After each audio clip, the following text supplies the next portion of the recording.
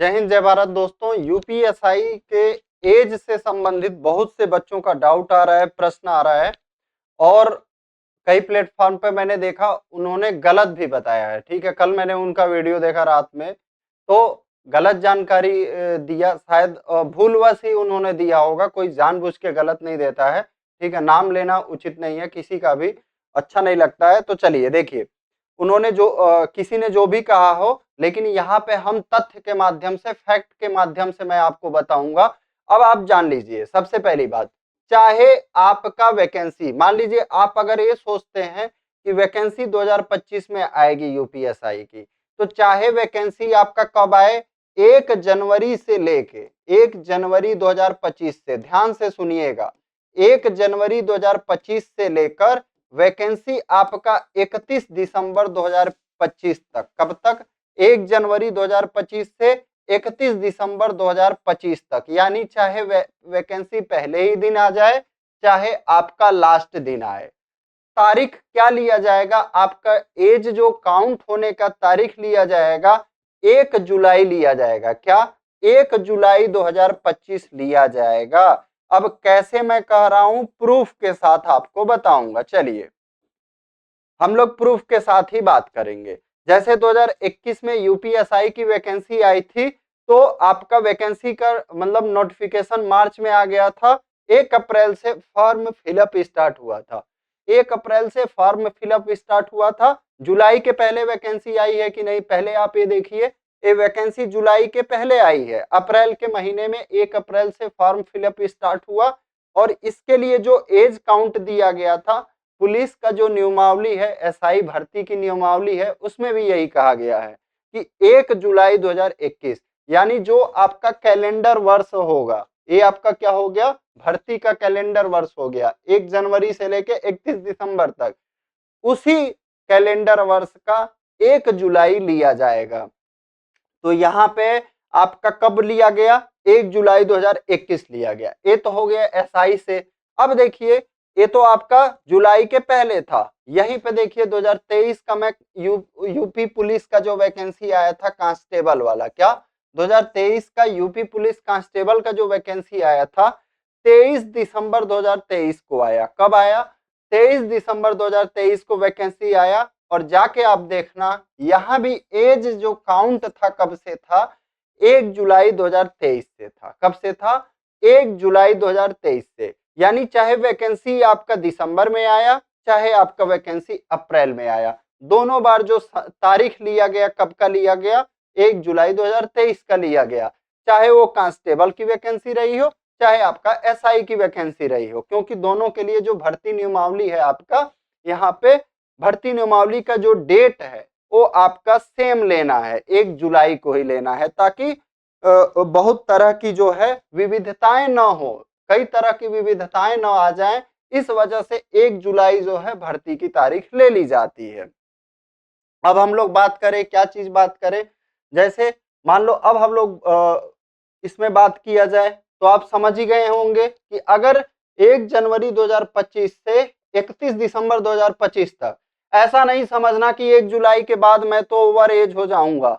ठीक है, तो आप चाहे, ठीक है, 1 जुलाई तक, क्या 1 जुलाई 2025 तक आप क्या है, कितने होने चाहिए, 1 जुलाई 2025 को लेना। कैसे, अब इस पे हम लोग डिस्कस करेंगे, इसको हटा देते हैं। 1 जुलाई 2025 तक आपकी एज क्या होनी चाहिए, अब इसके बारे में बात करते हैं।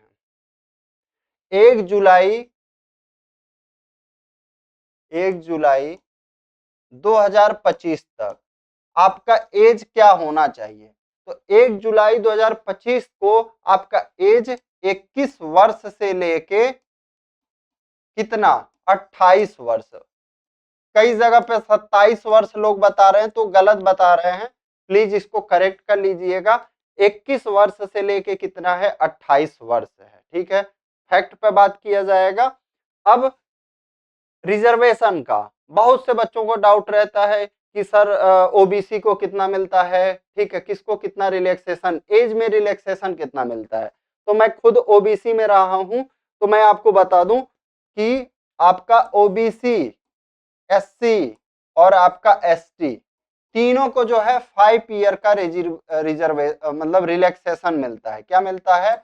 5 ईयर का रिलैक्सेशन मिलता है, यानी कि आयु में जो छूट है 5 ईयर का है। अब एज का छूट लेने के बाद बच्चों के मन में डाउट आ जाता है कि सर क्या अगर मैं जनरल का मेरिट, देखिए जो फाइनल मेरिट बनता है, अगर आप मतलब जो फाइनल मेरिट मेडिकल के लिए बनेगा, ठीक है, फाइनल मेरिट जो मेडिकल के लिए बनेगा, मान लो जैसे मेरा स्कोर कितना था, 335.5 था, एक एग्जाम्पल के रूप में बता रहा हूं, और मेरा जो कट ऑफ से मतलब जनरल का जो कट ऑफ बना था 315 के करीब, 315-16 के करीब में था, तो इससे भी ऊपर था, तो मेरा जो है लिस्ट में नाम ओबीसी वाले में नहीं था, मेरा जो किस लिस्ट में नाम था, अनरिजर्व वाली लिस्ट में, यूआर की लिस्ट में, यानी ओपन कैटेगरी में मेरा नाम था।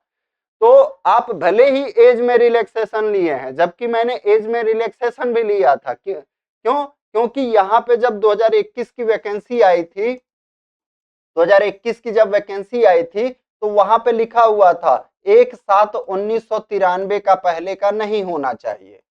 तो मैं 1/7/1993 से पहले का था, मैं 1/7/1993 से पहले था, मेरा डेट ऑफ बर्थ 10/2/1991, तो मैंने एज में रिलैक्सेशन लिया।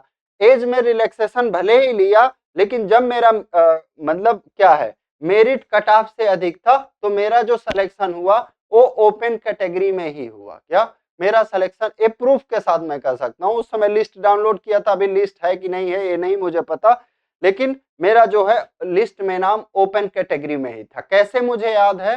क्योंकि मैंने सबसे पहले ओबीसी का लिस्ट चेक किया, अलग अलग लिस्ट आई थी, ओबीसी की अलग लिस्ट आई थी, एससी का अलग, एसटी का अलग, ठीक है। तो मैंने पहले अपना ओबीसी का लिस्ट चेक किया रिजल्ट का, तो उसमें मेरा नाम नहीं था, मैं परेशान हो गया। फिर मैं क्या किया, यूआर वाला चेक किया, तो उसमें मेरा नाम था, तो इससे मुझे याद है।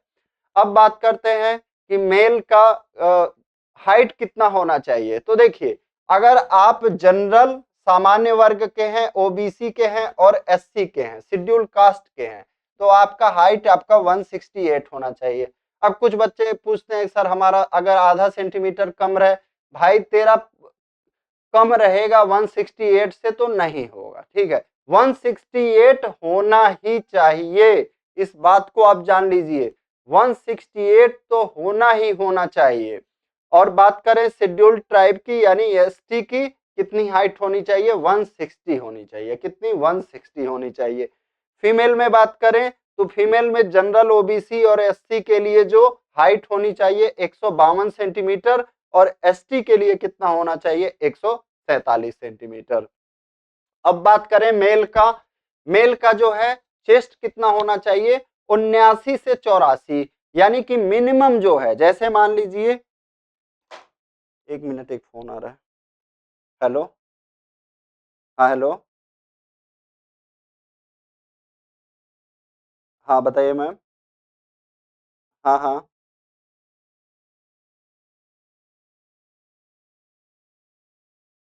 हाँ, ठीक है मैम, अभी मैं यहाँ पे हूँ, कानपुर में हूँ, तो वहाँ तो आ नहीं सकता हूँ।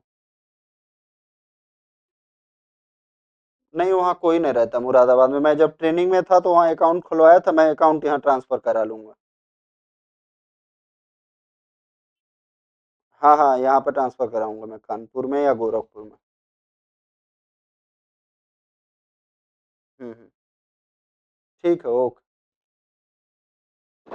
तो यहाँ पे आपका क्या है, जैसे 79 सेंटीमीटर, अब मान लीजिए किसी 79 सेंटीमीटर, तो मिनिमम आपका 79 होना चाहिए। जैसे मान लीजिए मेरा चेस्ट लिया गया, आया कितना? 83 आया। तो अब यहाँ पे क्या 79 से 84 लिखा है, यानी ये जो आपका एक्सपेंशन है, सीने का फुलाव है, मिनिमम 5 सेंटीमीटर होना चाहिए। क्या? मिनिमम 5 सेंटीमीटर होना चाहिए। तो आप जब चेस्ट ऐसे नॉर्मल खड़ा हुआ करिए, और इसको जब नापते हैं, मान लीजिए आपको लगता है कि आपका सीना पर्याप्त है, जब यहाँ पे नापा जाता है तो आप नॉर्मल खड़ा रहिए, और फिर इस हिस्से को आप टाइट करके यहीं पे इसको थोड़ा बाहर की तरफ पुश करिए, और या फैलाने का प्रयास करिए। उससे क्या होगा, आपका आराम से 5 सेंटीमीटर हो जाएगा। और पूरा सांस को अंदर भर लीजिए। क्या करिए? पूरा सांस को जो है अंदर भर लीजिए। तो आपका 5 सेंटीमीटर मिनिमम फुलाव होना ही चाहिए। अगर मान लीजिए किसी का 80-84 हो रहा है तो नहीं, फेल हो जाएगा। ठीक है, 80 आपका 85 होना चाहिए, 5 सेंटीमीटर फुलाव होना चाहिए। फीमेल के लिए आपका ए नॉट अप्लीकेबल है। ठीक है, एसटी के लिए चेस्ट जो है 77 और 82। तो ये आपके जरूरी फैक्ट थे। मुझे लग रहा था बच्चे कहीं ना कहीं यहाँ पे कई तरह से गुमराह हो रहे हैं, या उनको थोड़ा कहीं से गलत जानकारी मिल जा रही है, या डाउट है उनका। तो फैक्ट के साथ मैं सोचा बताऊं तो ज्यादा बेटर रहेगा, ताकि उनका कंफ्यूजन दूर हो सके। तो आप अपना एज काउंट कर लेना 1 जुलाई 2025 को आपका एज कितना हो रहा है। क्या आप अगर SC ST OBC हैं तो आप 33 साल तक फॉर्म अप्लाई कर सकते हैं, जान लीजिए 21 साल से 33 साल तक। और आप UR से हैं तो 21 से 28 साल तक। जय हिंद, जय भारत। आपको वीडियो पसंद आया होगा तो लाइक करिएगा और शेयर करिएगा। Thank you.